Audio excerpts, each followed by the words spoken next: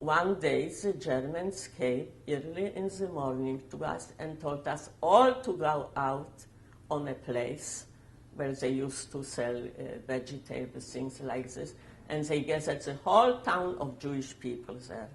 And then they said, they called us to a table, and I don't remember what they asked our questions, and then they separated us. The young girls from one side, and the woman with the children, and the older people from the other side. We didn't know what will happen, and we saw something is wrong here.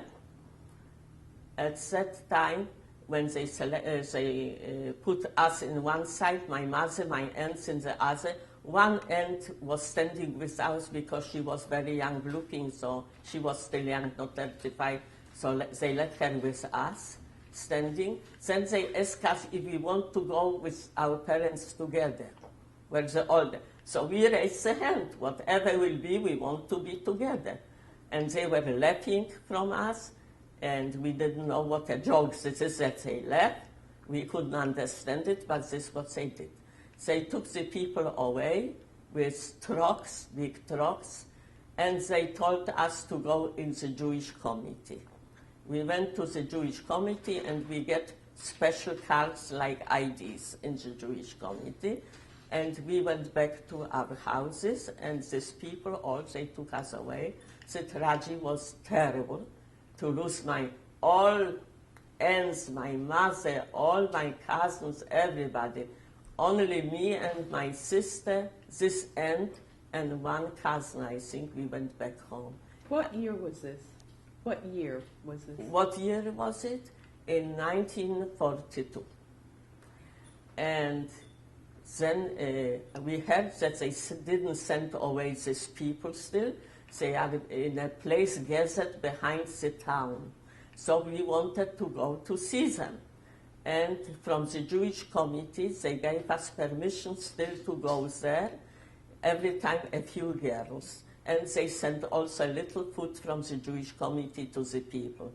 When I came there, I saw my mother on a cement floor laying, and my grandfather, and my aunt. And my grandfather was at the time 80 years. He didn't want to eat when he saw what happens to his family. And my mother used to tell me where she was hiding all valuable things. I should be able to sell it in order to survive with my sister. And she tried not to cry. And she said to us, this was when they took her away already from the place, so we were still there.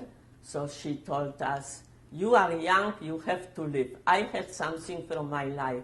You didn't have anything from your life. So you have to live. This is what she said. And when we looked on her, she tried not to cry. But when we turned our head, we saw that she's crying. And he caught up with other people. I really don't know what happened to the others because somebody else took care of the others. But he made me walk with him all the way to the police station.